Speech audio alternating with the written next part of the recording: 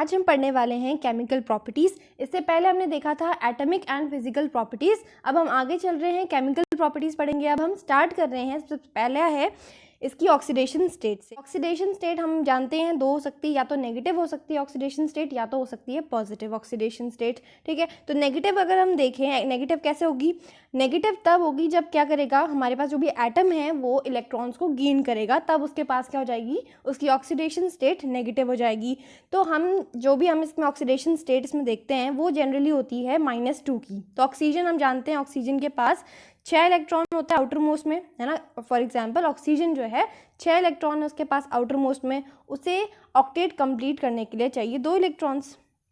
2 electrons को अगर वो गेन करेगा तो साइन कैसा आएगा, ऑक्सीडेशन स्टेट क्या होगी, उसकी ऑक्सीडेशन स्टेट हो जाएगी -2 हो जाएगी। उसी तरह हमारे पास सल्फर है, सल्फर भी सेम चीज़ करेगा। अगर वो किसी एलिमेंट के साथ कंपाउंड बनाता है, फॉर एग्जांपल अगर सल्फर किसी एलिमेंट के साथ बना रहा है, हाइड्रोजन के साथ बना रहा है, तो वहाँ पर सल्फर की जो ऑक्सीडेशन स्टेट होगी वो क्या रहेगी, -2 रहेगी। तो फॉर एग्जांपल यहाँ पे हमने देखा है वाटर का, देख लेते हैं। वाटर हम जानते हैं क्या होता है, वाटर होता है +1 और सल्फर क्या होता है, ऑक्सीजन क्या होता है, ऑक्सीजन होता है -2। तो हम यहाँ क्या करेंगे, इनकी ऑक्सीडेशन स्टेट को क्रॉस मल्टीप्लाई करेंगे। तो यहाँ पर क्या हो जाएगा, H2O बन जाएगा, है ना। ये तो हमने किया हुआ है। तो उसी तरह अगर हमें बनाना हो हाइड्रोजन का, अगर हमें बनानी हो हाइड्राइड, सल्फर की बनानी हो, हाइड्रोजन और सल्फर का बनाना हो, तो ये भी क्या हो जाएगा, सिंपल रहेगा।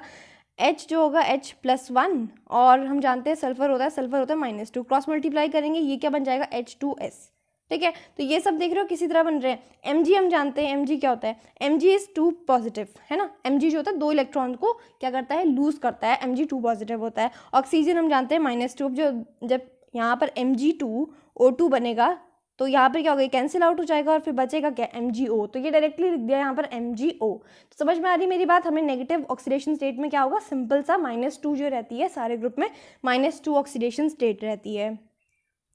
तो जब बात आती है पॉजिटिव की, तो पॉजिटिव तो हम कितना भी लूज़ कर सकते हैं, है ना। तो जितना भी लूज़ कर सकते हैं तो उस हिसाब से यहाँ पर हमेशा पॉजिटिव में ज़्यादा रहती है। गेन में हमारे पास कम चांसेस होते हैं कि कम हम गेन कर सकते हैं, जितना हमें ऑक्टेट को कंप्लीट करने के लिए चाहिए।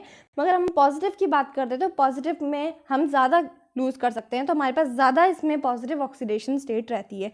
तो देखते हैं हमारे पास क्या क्या रहती है।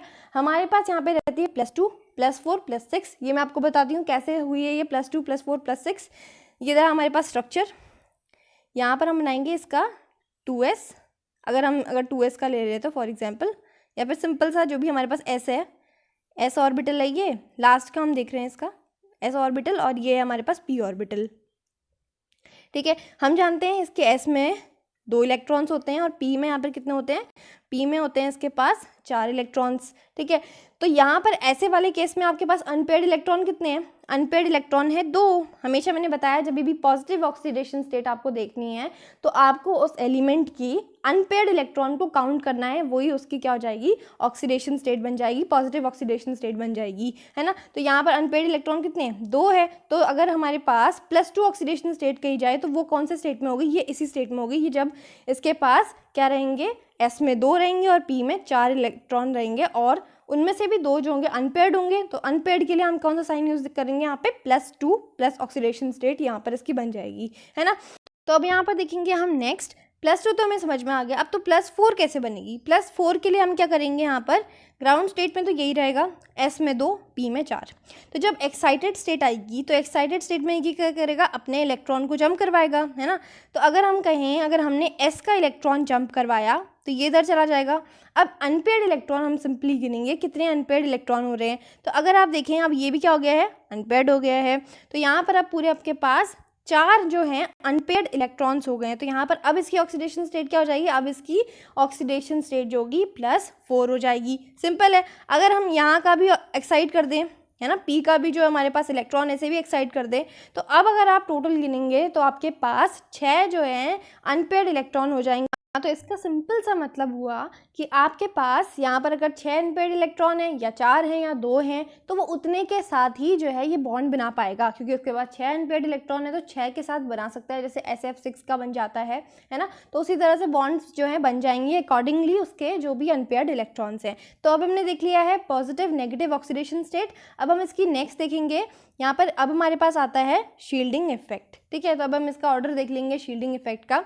सबसे पहले हम क्या करेंगे, सबसे पहले हमेशा हमें क्या करना है, जो हमारे पास ग्रुप डाउन द ग्रुप जो भी एलिमेंट्स आते हैं उन्हें हमेशा लिखना है। ट्रिक बताई थी, उससे टेपो यानी कि उससे कॉपी करना है, तो उससे टेपो ये ट्रिक थी।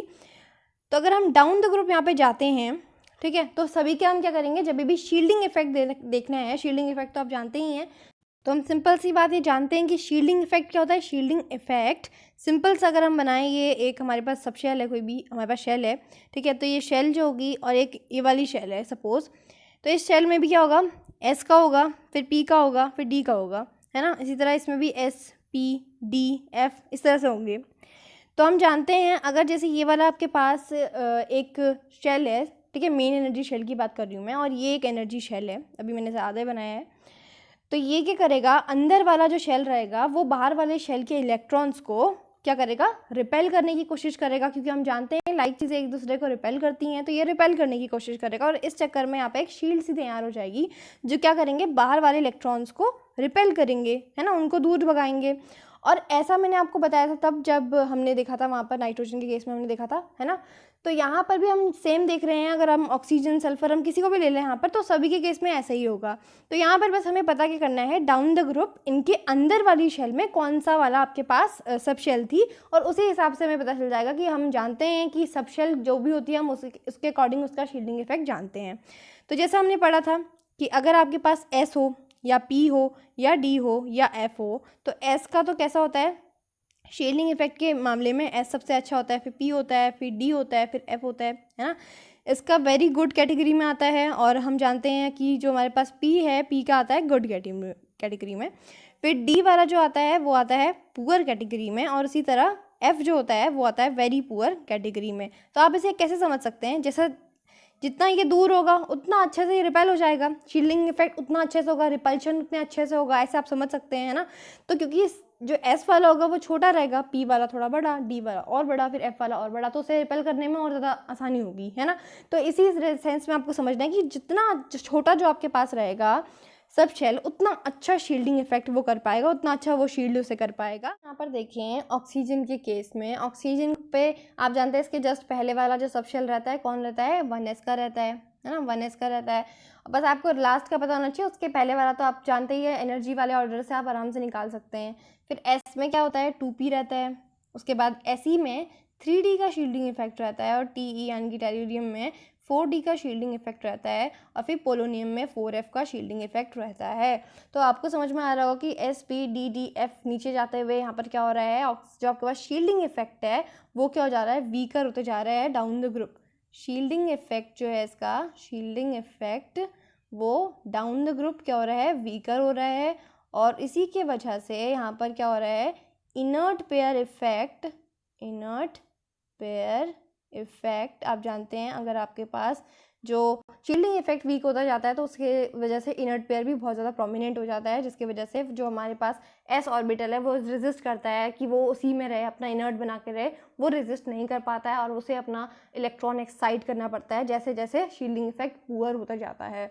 तो इनर्ट पेयर इफेक्ट जो होगा मोर प्रोमिनेंट हो जाएगा, मोर प्रोमिनेंट हो जाएगा, और इसके वजह से क्या होगा, अगर वो अपना इसका जो इलेक्ट्रॉन है वो अगर आप दे दे, वो अगर आगे डी को दे दे, डी में एक्साइट कर दे, तब इसकी जो ऑक्सीडेशन स्टेट है आप कितनी हो जाएगी, वो हो जाएगी +4, है ना। मैंने आपको देखिए यहाँ पर अगर हम डायग्राम से समझे, ये रहा आपके पास एस पी और डी के ऑर्बिटल्स, है ना, ये इतनी बात समझ लीजिए। यहाँ पे आपके पास हैं ये इलेक्ट्रॉन्स, एस में 2, पी में 4। अगर आप देखिए यहाँ पर जो है इसके पहले जो है आपके पास डी का लग रहा है, डी का पुअर शील्डिंग इफेक्ट है, कोई अट्रैक्शन है नहीं, शील्डिंग इफेक्ट बहुत पुअर है, ठीक है, इतनी बात समझ में आ गई। यहाँ पर अब क्या होगा, ये जो इनर्ट पेयर है आपके पास ये एस का, ये क्या होता रहेगा, शील्डिंग इफेक्ट बहुत ज़्यादा पुअर है, इसकी वजह से अब इसे क्या होगा, ये वाला जो होगा यहाँ चला जाएगा, और आराम से यहाँ पर इसको मतलब कोई मतलब यहाँ पर ये चाहता था कि ये रेजिस्ट करे, खूब रेजिस्ट कर रहा था, बट डाउन द ग्रुप क्या हो रहा है, यहाँ पर ये इसका शील्डिंग इफेक्ट बहुत ज़्यादा पुअर है, जिसके वजह से इसे धक्के मार के इसने बाहर डी वाले में पहुँचा दिया है, यानी कि एक्साइट हो गया, अभी आराम से एक्साइट हो पा रहा है, और ये डी में पहुंच गया है। इस वजह से अगर आप देखेंगे कितने हो गए अनपेयर्ड इलेक्ट्रॉन्स, एक यहाँ पर है, 2 यहाँ पर है, एक यहाँ पर, तो यहाँ पर 4 जो है ऑक्सीडेशन, आप अगर इसकी ऑक्सीडेशन स्टेट देखें, अनपेयर्ड इलेक्ट्रॉन्स कितने हैं आपके पास, 4 हैं, तो उतने ही उसके ऑक्सीडेशन स्टेट रहेगी, यानी कि +4 ऑक्सीडेशन स्टेट इसकी रहेगी, और +4 oxidation state becomes more stable down the group. इतनी बात तो आपको समझ में आ गई होगी, है ना। तो यही था शील्डिंग इफेक्ट में।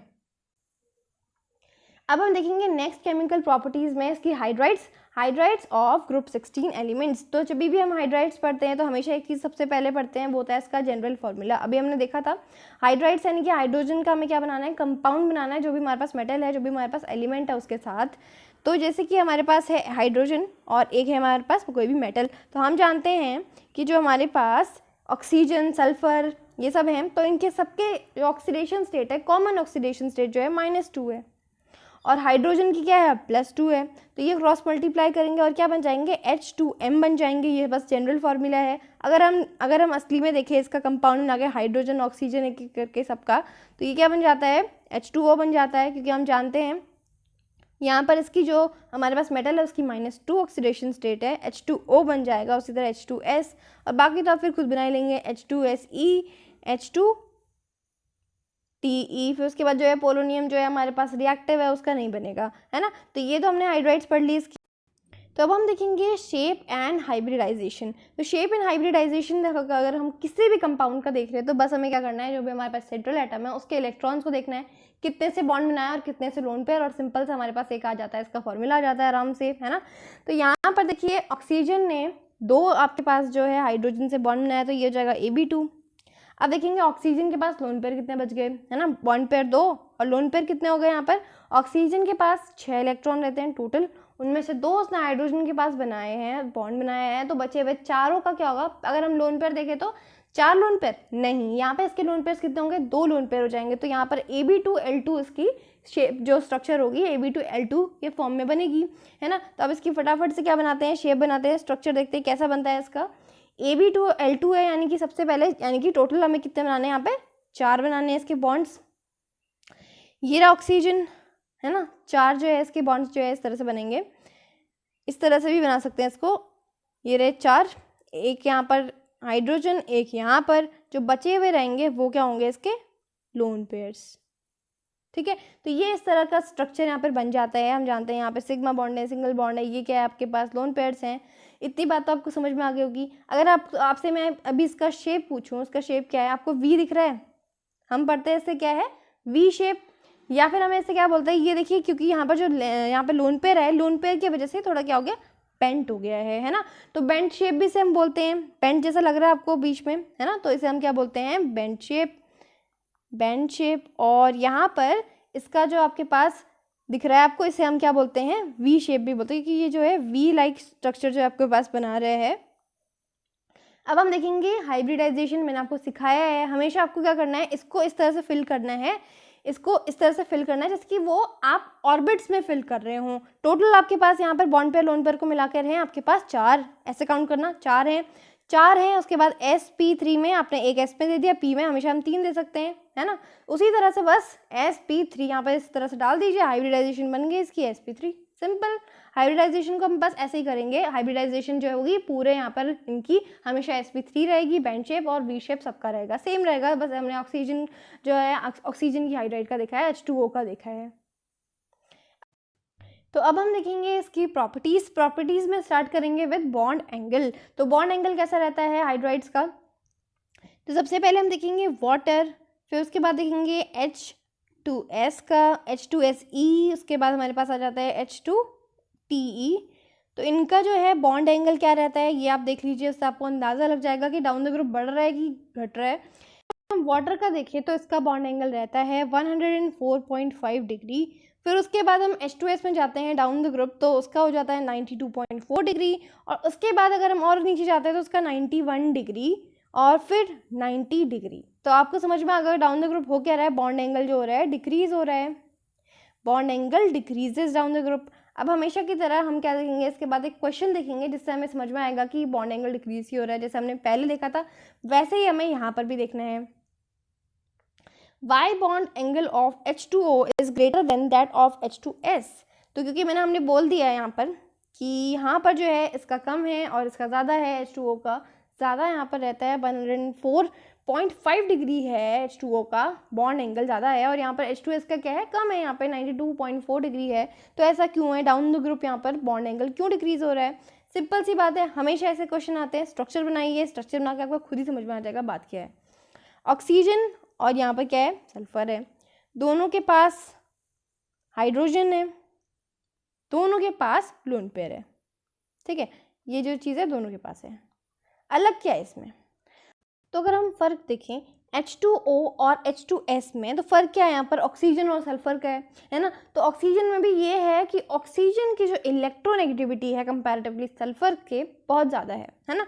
तो यहाँ पर जो ऑक्सीजन है वो क्या है, मोर इलेक्ट्रोनेगेटिव है। मोर इलेक्ट्रोनेगेटिव होने की वजह से क्या करेगा, इलेक्ट्रोनेगेटिव क्या करता है, अपनी तरफ इलेक्ट्रॉन्स को खींचेगा। अब सोचिए यहाँ पर जो सल्फर है, जो ऑक्सीजन है और हाइड्रोजन है, ऑक्सीजन हाइड्रोजन का बॉन्ड है, तो ये क्या करेगा, अपनी तरफ इलेक्ट्रॉन्स को खींचेगा, है ना, अपनी तरफ करेगा। इससे क्या होगा, ये जो इलेक्ट्रॉन्स है जब ये पास आएंगे तो ये पास पास आने लग जाएंगे, है ना, क्योंकि यहाँ पे इलेक्ट्रोनेगेटिविटी जो है ऑक्सीजन की ज़्यादा है, तो वो अपनी तरफ खींचेगा हाइड्रोजन के इलेक्ट्रॉन्स। तो इससे क्या होगा, जो हाइड्रोजन के इलेक्ट्रॉन्स है वो पास पास आएंगे। पास पास आते हुए होगा क्या कि एक बॉन्ड पेयर दूसरे बॉन्ड पेयर को रिपेल करेगा, क्योंकि हम जानते हैं कि बॉन्ड पेयर रिपल्शन हो जाती है। जब ऐसे बॉन्ड साथ साथ आ जाते हैं तो ऐसे में क्या होता है, बॉन्ड पेयर रिपल्शन ज़्यादा होती है ना। तो यहाँ पर क्या हो रहा है, यहाँ पर जो हाइड्रोजन है, इनके इलेक्ट्रॉन्स पास पास आ गए हैं, और पास पास आने की वजह से इनका जो हम जानते हैं एक जैसी चीज़ें क्या करती है, एक दूसरे को रिपेल करती है। तो अगर बॉन्ड पेयर दोनों का साथ में होगा तो वो भी क्या करेगा, एक दूसरे को रिपेल करेगा। तो यहाँ पर हाइयर बॉन्ड पेयर रिपल्शन हो जाएगी। इसके वजह से क्या हो जाएगा, ये बॉन्ड एंगल बढ़ जाएगा, और इसी के वजह से ये क्वेश्चन बना है, ठीक है। तो यहाँ पर इसीलिए यहाँ पर रीज़न जो है, डाउन द ग्रुप जो होता है सबसे ज़्यादा जो होता है H2O के केस में देखा जाता है सबसे ज़्यादा बॉन्ड एंगल, क्योंकि वो सबसे ज़्यादा इलेक्ट्रोनेगेटिव है। डाउन द ग्रुप हम जानते हैं इलेक्ट्रोनेगेटिविटी डिक्रीज होती है, और अगर हम नीचे से ऊपर की तरफ जाते हैं तो इंक्रीज होती है ना। तो यहाँ पर ऑक्सीजन की इलेक्ट्रोनेगेटिविटी ज़्यादा है, और ज़्यादा होने की वजह से हाइयर बॉन्ड पेयर रिपल्शन होती है, और यहाँ पर जो इसका बॉन्ड एंगल है वो बढ़ते रहता है। अगर हम बात करें नीचे से ऊपर जाते हुए, तो अगर ऊपर से नीचे जाते हमेशा तो हम डाउन द ग्रुप देखते हैं, तो down the group electronegativity decreases, और इसी की वजह से क्या हो जाता है, यहाँ पर बॉन्ड एंगल भी क्या होता है, बॉन्ड एंगल भी डाउन द ग्रुप हम जाते हैं तो बॉन्ड एंगल भी कम होते रहता है। ओके, तो यही रीज़न है यहाँ पर। बट जो यहाँ पर एस का था वो यहाँ पर अगर हम देखें, एस भी अपनी तरफ इलेक्ट्रॉन्स खींचेगा।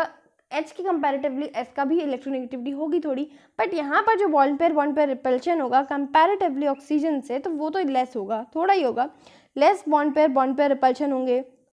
तो यही आंसर मैंने दिखाया आपको यहाँ पे। This is because in H2O oxygen is highly electronegative and causes very high bond pair repulsion. जितना ज़्यादा जो भी आपके पास कंपाउंड है उतना ज़्यादा इलेक्ट्रोनेगेटिव होगा, उतना ज़्यादा उसमें बॉन्ड पेयर रिपल्शन होगी। अपनी तरफ इलेक्ट्रॉन खींच रहा है तो इलेक्ट्रॉन पास पास आएंगे, बॉन्ड पेयर पास पास आएंगे, पास पास आने की वजह से एक दूसरे को रिपेल कर जाएंगे। अब एक और क्वेश्चन है हमारे पास, बहुत ज़्यादा इंपॉर्टेंट है, ये भी बिल्कुल वैसे ही चल रहा है जैसे हमने अभी अब देखा था ग्रुप 15 में, यहाँ पर भी वही चीज़ें चलती हैं। Amongst hydrides of group 16 bond angle decreases down the group। Reason क्या बताया मैंने, डाउन द ग्रुप क्या हो रहा है, इलेक्ट्रोनेगेटिविटी डिक्रीजेस, जिसकी वजह से क्या होता है, bond pair repulsion also decreases, क्योंकि डिपेंड करेगा जितना इलेक्ट्रोनेगेटिव आपके पास एलिमेंट है उतना ही आपकी इलेक्ट्रोनेगेटिव रहेगी। ज़्यादा रहेगा तो ज़्यादा उसकी बॉन्ड एंगल उतना ही रहेगा, ज़्यादा रहेगा, और अगर इलेक्ट्रोनेगेटिविटी कम है तो बॉन्ड एंगल कम रहेगा। वही रीज़न है, because electronegativity of group 16 elements down the group decreases, due to which bond pair repulsion also decreases. तो ये तो हमने पहले ही समझ लिया है। अब हम देखेंगे नेक्स्ट फिजिकल स्टेट। तो फिजिकल स्टेट का भी एक क्वेश्चन आता है, इसे हम डायरेक्टली क्वेश्चन आंसर फॉर्म में करेंगे। इसका आंसर भी बहुत इजी है, ठीक है। Why water is liquid and H2S is gas at room temperature. तो ये वाला क्वेश्चन का आंसर जैसे ही वाटर आ गया, आपको ये बात तो आपको समझ में ही आ गई होगी कि जो लिक्विड होता है, वाटर जो होता है लिक्विड क्यों होता है, और H2S जो होता है गैस की होती है। क्योंकि हम जानते हैं जो आपके पास वाटर है, वाटर में कैसी बॉन्डिंग्स होती हैं, उसके अंदर जो होती है स्ट्रॉन्ग इंटरमॉलिक्यूलर, यानी कि एक वाटर का मॉलिक्यूल दूसरे वाटर के मॉलिक्यूल्स के साथ कैसा बनाता है, हाइड्रोजन बॉन्ड, उसके पास इंटरमॉलिक्यूलर हाइड्रोजन बॉन्डिंग होती है। और जैसी बॉन्डिंग वैसा उसका जो होगा, उसका वैसे ही स्ट्रक्चर होगा, वैसे उसकी स्टेट होगी, है ना। तो यहाँ पर वाटर की जो होती है अपने ही वाटर मॉलिक्यूल के साथ एक स्ट्रॉन्ग इंटरमॉलिक्यूलर हाइड्रोजन बॉन्डिंग होती है, जिसकी वजह से वो लिक्विड स्टेट में होता है और H2S जो होता है गैसियस स्टेट में होता है, ठीक है, जो कि उसके केस में नहीं होती है, सिर्फ वाटर के केस में होती है, वो इलेक्ट्रोनेगेटिव एलिमेंट है उसके पास, इसीलिए। सिंपल सा रीजन, ऐसा क्वेश्चन बहुत बार पूछा जाता है, बहुत ज़्यादा इंपॉर्टेंट है ये क्वेश्चन। H2S और वाटर का हमेशा ही पूछते हैं कि वो लिक्विड क्यों है, H2S क्यों है ना, तो यहाँ पर रीजन आप सिंपल लिखेंगे, वाटर जो है अपने ही वाटर मॉलिक्यूल के साथ स्ट्रॉन्ग इंटरमॉलिक्यूलर हाइड्रोजन बॉन्डिंग बनाता है, जिसकी वजह से ये वाटर जो होता है लिक्विड स्टेट में पाया जाता है। नेक्स्ट प्रॉपर्टी है वोलेटाइल नेचर। वोलेटाइल यानी कि वो क्या हो जाएगा, वेपर फॉर्म में कन्वर्ट हो जाएगा, वोलेटाइल उसे ही बोलते हैं हम। सो क्वेश्चन है why water is less volatile than H2S। तो वाटर जो होता है लेस वोलेटाइल होता है, इसका भी रीजन क्या होगा, जो चीज़ अच्छी जिसकी बॉन्डिंग होगी तो वो कम वोलेटाइल होगा, है ना, इतनी जल्दी से वो वेपर्स के फॉर्म में कन्वर्ट नहीं हो जाएगा, क्योंकि हम जानते हैं H2S में क्या है, अच्छी बॉन्डिंग नहीं है उतनी कंपैरेटिवली वाटर में तो स्ट्रॉन्ग इंटरमॉलिक्यूलर हाइड्रोजन बॉन्डिंग है, तो स्ट्रॉन्ग इंटरमॉलिक्यूलर हाइड्रोजन बॉन्डिंग होने की वजह से उसे वेपर बनने में, वेपर तो वो भी बनता है ना, वेपर तो वो भी बनता है, बट कंपेयर करेंगे अगर हम टाइम H2S के कंपैरेटिवली, तो वाटर जो होता है बहुत धीरे वेपर बनता है, ठीक है, लेस वोलेटाइल होता है वो कंपैरेटिवली H2S के। तो रीजन सिंपल सा यही है सभी में, स्ट्रॉन्ग इंटरमॉलिक्यूलर हाइड्रोजन बॉन्डिंग अच्छी है, तभी वो वाटर के फॉर्म में है और जल्दी से वेपर नहीं बन रहा है। हमारे पास नेक्स्ट आता है बॉइलिंग पॉइंट, ठीक है, तो बॉइलिंग पॉइंट पे भी क्वेश्चन अगर आपके पास आ जाता है कि कैटेगरी रहती है, वो भी आपको यहाँ पे फॉलो करना है। Why water has higher boiling point than H2S। तो वाटर का बॉइलिंग पॉइंट ज़्यादा क्यों होता है, क्योंकि उसके अंदर क्या होती है, intermolecular hydrogen bonding, strong intermolecular hydrogen bonding, वही रीजन है यहाँ पे जैसा हमने अभी तक पिछले 2 आंसरों में लिखा हुआ है, ठीक है। तो इसका आंसर बिल्कुल आप सेम लिखेंगे जैसा अभी तक हम लिखते आए हैं, स्ट्रॉन्ग इंटरमॉलिक्यूलर हाइड्रोजन बॉन्डिंग की वजह से यहाँ पर जो वाटर है वो ज़्यादा उसका बॉइलिंग पॉइंट होता है कंपैरेटिवली H2S के। अब हम देखेंगे एसिडिक नेचर। एसिडिक नेचर यानी कि एसिडिक नेचर मैंने हमेशा बताया है, एसिड्स के पास बहुत सारा हाइड्रोजन है तो वो क्या करेगा, दूसरों को दान करेगा, है ना, तो हाइड्रोजन जो है जो ज़्यादा लूज करेगा उसी का नेचर वो ही ज़्यादा एसिडिक होगा, और उसी का हम क्या बोलते हैं, एसिडिक नेचर बोलते हैं उसका, यानी कि tendency to lose hydrogen is acidic nature, या फिर हम उसको उसी का रिड्यूसिंग कैरेक्टर भी बोल सकते हैं, है ना, जो जितना लूज करेगा हाइड्रोजन वो उतना ही रिड्यूसिंग होगा। तो दोनों ही बात यहाँ पर हो रही है फॉलो, या फिर आप कह सकते हैं in terms of acidic nature, या तो आप कह सकते हैं in terms of reducing character. तो डाउन द ग्रुप एक बार देखते हैं फटाफट। डाउन द ग्रुप यानी कि हाइड्राइड्स में H2O, H2S, H2SE, H2TE, ये सब की हाइड्राइड्स हो गई। अगर हम देखें एसिडिक नेचर का, हमेशा टेंडेंसी टू लूज हाइड्रोजन हमें देखना है कि कौन कितनी जल्दी लूज करेगा, तो लूज करने के लिए हमें उसके क्या देखना पड़ेगा, बॉन्ड लेंथ देखनी पड़ेगी। यहाँ पर ऑक्सीजन और हाइड्रोजन की बॉन्ड लेंथ कैसी होगी, छोटी होगी, फिर थोड़ी और होगी, फिर अगर हम देखें सल्फर की और हाइड्रोजन की तो वो थोड़ी और बड़ी होगी, फिर सेलिनियम की और हाइड्रोजन की देखेंगे तो बड़ी होती रहेगी, क्योंकि यहाँ पर शेल्स बड़े हैं तो बड़ा उसका बॉन्ड लेंथ भी होगा। और मैंने आपको बताया है कि बॉन्ड लेंथ जितनी ज़्यादा होती है उतना आराम से वो टूट जाता है ना, तो जितना छोटा, अगर आपको, मैं हमेशा बोलती हूँ कंपेयर करना एक चौक से, चौक जितनी बड़ी होती है आप उसको उतनी आराम से तोड़ लेते हैं, मगर जितनी छोटी होती है उसे तोड़ने में उतना ज़्यादा आपको फोर्स लगता है ना। तो यहाँ पर सिंपल सी बात है, डाउन द ग्रुप जाते हुए यहाँ पर क्या हो रहा है, बॉन्ड लेंथ इंक्रीज हो रही है ना, bond length increases down the group.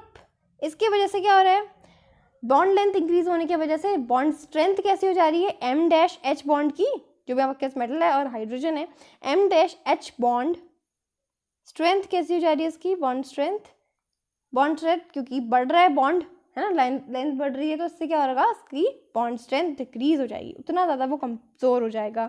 सो इससे क्या होगा कि जितना कमज़ोर होगा तो उतनी जल्दी वो टूटेगा, तो जितना बड़ा होगा तो उतनी जल्दी टूटेगा, यानी कि नीचे जाते हुए आपके पास टेंडेंसी टू लूज हाइड्रोजन क्या हो रही है, इंक्रीज हो रही है। तो वही चीज़ हम लिखेंगे यहाँ पे, tendency to lose hydrogen increases down the group, ठीक है। और अब अगर हम इसमें कंक्लूजन पे आ जाएं, तो अगर जो जितना ज़्यादा लूज कर रहा है उससे क्या होगा, उसका एसिडिक नेचर और रिड्यूसिंग नेचर दोनों ही क्या होंगे, वो भी बढ़ेंगे। तो एसिडिक नेचर, यहाँ पर मैं लिख देती हूँ, यहाँ पर स्पेस नहीं है, acidic nature and reducing character also increases, ठीक है। तो ये जो होंगे इसके वजह से खुद ही बढ़ जाएंगे। तो हमेशा ऐसा क्वेश्चन आता है तो कोई कंफ्यूजन की ज़रूरत ही नहीं है, कंफ्यूज होने की ज़रूरत ही नहीं है। एसिडिक नेचर है।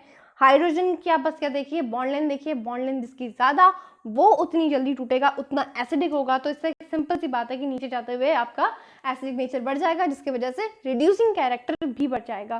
तो इतना सिंपल सा था। अब इसमें अगर क्वेश्चन पूछ लिया जाए आपसे कि जो आपके पास H2S है, इसका एसिडिक नेचर वाटर से ज़्यादा है ना? ऐसा क्यों? क्योंकि हम जानते हैं कि नीचे जाते हुए बॉन्ड लेंथ जो होती है इंक्रीज होती है, बॉन्ड लेंथ जितनी ज़्यादा बॉन्ड स्ट्रेंथ उतनी कम, और बॉन्ड स्ट्रेंथ जितनी कम उतनी ही टेंडेंसी टू लूज हाइड्रोजन ज़्यादा। और इससे क्या होगा, एज अ रिजल्ट जो हमारे पास H2S है वो ज़्यादा एसिडिक होगा H2O से। तो यही जो है क्वेश्चन आंसर फॉर्म में यहाँ पर हमने किया हुआ है, why H2S is more acidic than water. तो H2S जो होता है ज़्यादा एसिडिक क्यों होता है? सिंपल सी बात है, उसका क्या होता है, बॉन्ड स्ट्रेंथ जो होता है down the group bond strength decreases, है ना, क्योंकि उसकी बॉन्ड लेंथ बढ़ रही है तो बॉन्ड स्ट्रेंथ डिक्रीज हो रहा है। आप यहाँ पे एक और पॉइंट ऐड कर सकते हैं कि बॉन्ड लेंथ जो है इंक्रीज हो रही है, अगर आपको अच्छे से समझाना है। नहीं तो अब ये जो डायग्राम मैंने आपको बनाया है सेम एज इट इज़ वैसा बना सकता है, वैसे में भी आपको अच्छे चांसेस हैं कि टीचर आपको अच्छे नंबर देगा। बॉन्ड लेंथ जो होगी डाउन द ग्रुप क्या होगी, इंक्रीज हो जाएगी, और जिसकी वजह से क्या होता है, as a result down the group bond strength जो होती है डिक्रीज हो जाती है, due to which tendency to lose hydrogen increases, और ज़्यादा बढ़ जाती है, और ज़्यादा अच्छे से H जो होगा लूज होगा, and this acidic nature also increases. That's why H2S is more acidic than H2O. तो जो H2S है वो आराम से हाइड्रोजन को लूज कर लेगा, इसी वजह से वो ज़्यादा एसिडिक होगा कंपैरेटिवली वाटर के। तो आज हमने इतना पढ़ा है, ठीक है, इसे आप रिवाइज कीजिए, समझिए, ठीक है। कोई आज हमने कुछ टफ चीज़ नहीं पढ़ी है, बहुत आसान है, आप खुद ही को समझा सकते हैं ये सब चीज़ें। नेक्स्ट क्लास में हम मिलेंगे, नेक्स्ट में हम पढ़ेंगे ऑक्साइड्स ऑफ ग्रुप 16 एलिमेंट्स। तो ऑक्साइड देखेंगे, अब हमने हाइड्राइड्स खत्म कर लिए हैं, अब हम क्या देखेंगे, ऑक्साइड्स देखेंगे। सो मिलते हैं नेक्स्ट वीडियो में, तब तक के लिए good bye. If you found my video helpful, then please like the video and comment if you have any doubts regarding the topic, and do subscribe the channel if you really wanted to learn like this. So keep watching my videos and stay tuned